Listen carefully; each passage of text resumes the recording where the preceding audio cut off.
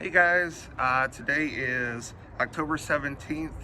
It's about 2:45 Eastern time. This is Brandon LaRoque coming to you from Raleigh, North Carolina. Just wanted to touch base with you guys on some stuff. I want to give you an update on the crypto. I did find out something about maybe how this happened. I think you guys might find it interesting. Most of you crypto people probably already know this, but this is something I just learned even though I've been in it 8 years. But let me start out first of all by thanking everybody for liking, sharing, and subscribing to the channel. Yesterday we only had 2 subscribers. Today we have over 70. I really appreciate it. If you could keep doing the same thing, I would really appreciate it. I'd like to get the word out on this because, like I said, I was in crypto I've been in it for 8 years, and I just learned something completely new today, and I'm probably an idiot for it, but you know, it is what it is. First, I just want to talk to you real quick, tell you about how much gold prices are today, and silver, and Bitcoin. I know Bitcoin was getting really crushed last night, which brings down all the alts. I think I saw Bitcoin around 105 or 104,000. I think today when I looked, gold had gone down a little bit. It was still at 4,300 and 4,350, somewhere close to there. Silver had got knocked down about $1. When I say it gets knocked down, that's the paper traders that are pushing the price down so that they can try to cover what they've shorted. It was my understanding in the banks. We'll talk a little bit about that later, but let me go to the crypto stuff first. So, in case you're not aware, my name is Brandon LaRoque, and I got hacked 2 days ago for over $3 million in XRP. If you're interested in hearing the whole story about that, I've got 3 or 4 more videos before this. You may want to watch the first one and go from there. They're not super long. I get better with the videos now. Each day I'll get a little bit better. I'm getting more organized and stuff. I was in shock that day. But okay, so back to the crypto stuff. Like I said, I use an Ellie Powell cold wallet, and a cold wallet is supposed to be the safest wallet that they have. It basically takes your coins and it puts them offline. And when you buy the cold wallet, it's actually a physical wallet, and it's kind of about the size of an iPhone, and it comes to you, and basically what you do is you download the Ellie Powell app, and then they have seed phrases in the wallet, in the hard wallet they sent you, like the thing that looks like a phone. There's seed phrases written down. I think they're written down or generated on, I can't remember which. No, it must be generated on it, because then I write them down and stuck it with it. And then what you do is, for the coins that you plan on holding in that wallet, you take your iPhone and you put it to the Ellie Powell, and each one, like, so it's XRP, it'll flash, like, I think it's 12 or 14 QR codes, and your phone is scanning the QR codes, and as it scans them, it's creating an address for each one of them, and you do that individually for each coin.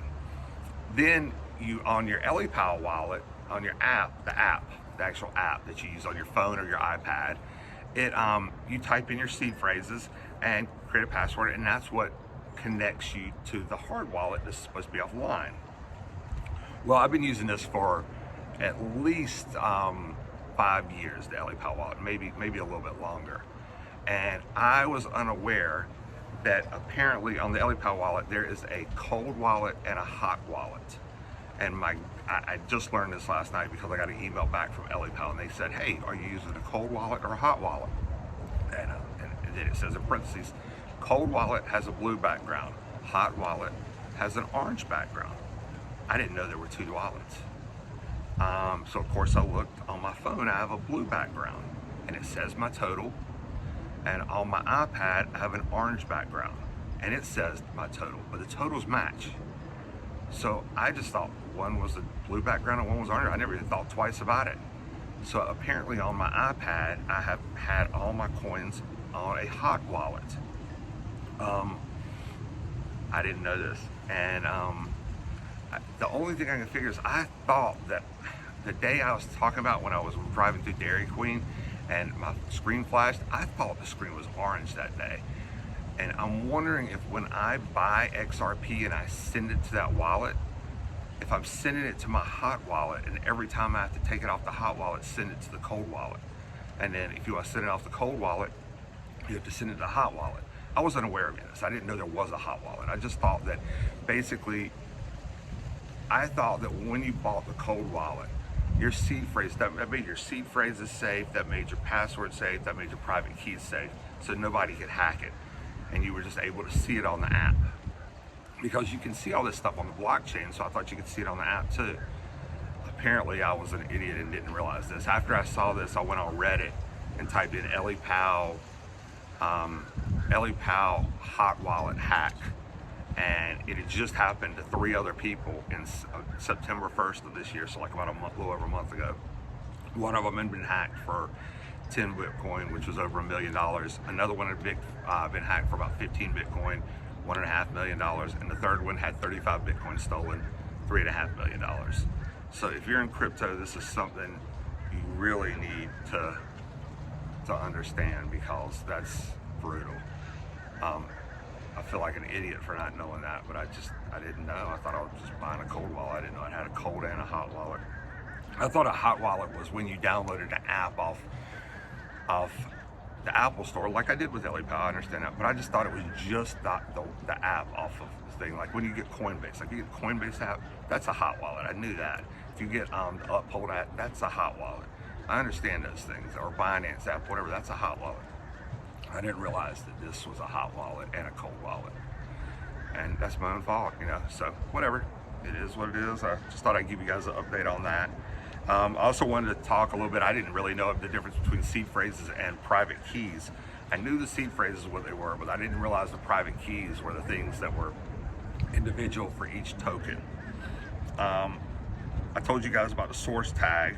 The thing that's really crazy is I can see my XRP. I can see where the guy stole them. I can track them through this thing. They call it a peel chain. Some people call it layering or mixing, but it's where they stole the crypto and they took it from my wallet, and I can see the wallet it was sent to, and I can see where he spread it out to 30 different wallets. I can see in each one of those wallets where he spread it out to 3 or 4 or 5 different wallets. So, you know, 30 times 3, that's 90 wallets, and then they keep going down and down. And then they send them back to other wallets, and they do it to scramble it and confuse you. I'm praying that Homeland Security has something where they can, that they have like a software that can track this, because it would be almost impossible for somebody to track it. I mean, you would have, I know they have forensics people that do this. I'm just not one that's technical enough to know how to do that.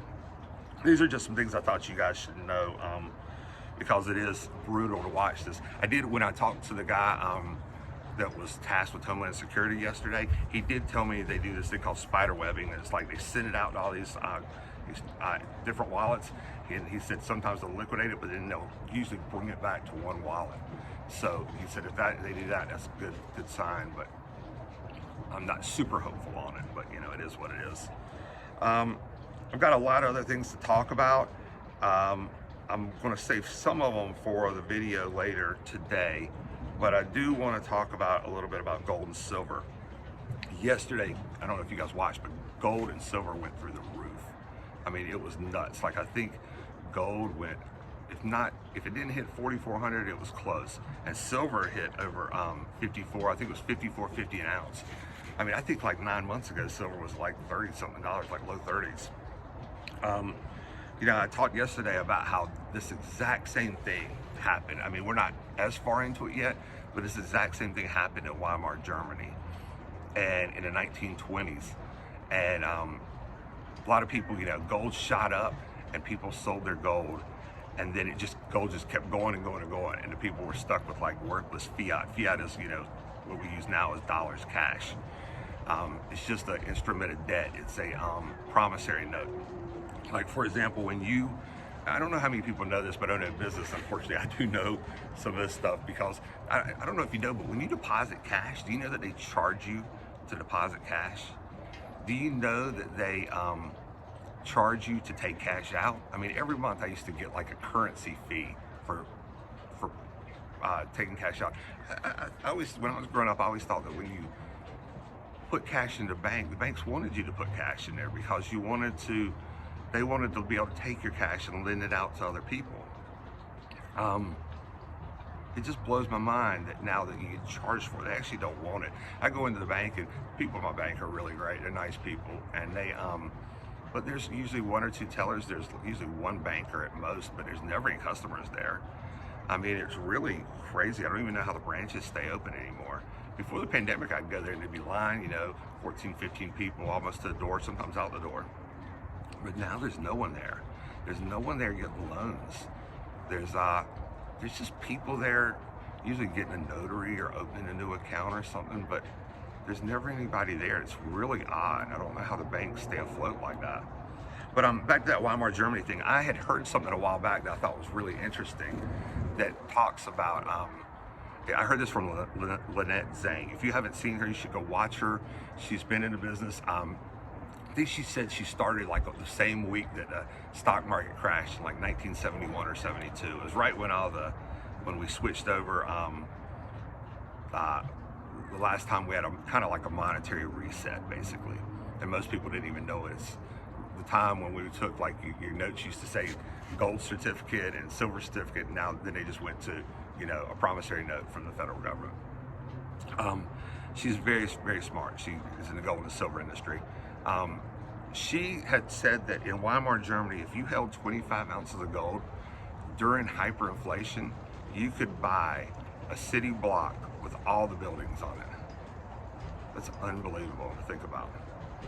Now, I know yesterday I talked about how, you know, when gold goes up, that, you know, the price of other things will go up, and they will. But at the same time, right when it happens, it'll happen so fast through hyperinflation that there'll be opportunities for people to, if you own gold and silver, that you could swap it into things like real estate and stuff like that and make a really good deal. It's just something you might guys want to think about. I don't care if you buy gold or silver or not. It's not meant to be an investment. It's meant to be a savings of your wealth. And I got a bunch of other stuff to talk about, but this video is already like 11 minutes long, so I think I'm going to save some of this for my next video. And I just want to tell you again, thank you for everybody who like, comment, and subscribe, because I think it's important to get this stuff out there, especially about the crypto. I mean, it's the same thing about the gold and silver, because you guys probably know all this stuff. I'm not telling you guys stuff you don't know, but I watch a lot of stuff, I research a lot of stuff, and I read a lot of stuff, and I just figure I want to share some of the stuff. And I really hope nobody gets hit with a crypto scam like I got, because I clearly must have clicked on a link or something. I don't know what I clicked on. I don't remember doing anything like that, but shoot, I get like 5 text messages from Coinbase a day saying your account's been hacked, which are all scams, which I don't even hardly use Coinbase. I mean, I use it every now and then, but not much. And I didn't have my crypto on Coinbase. So anyway, you guys, I hope you guys have a great day. Again, it's October 17th, 2025. Beautiful day here in North Carolina, 66 degrees, and I'm out by the lake. And I will be doing another video in a couple hours, and I want to say thank you to everybody out there. You guys have a great day. Thanks. Bye.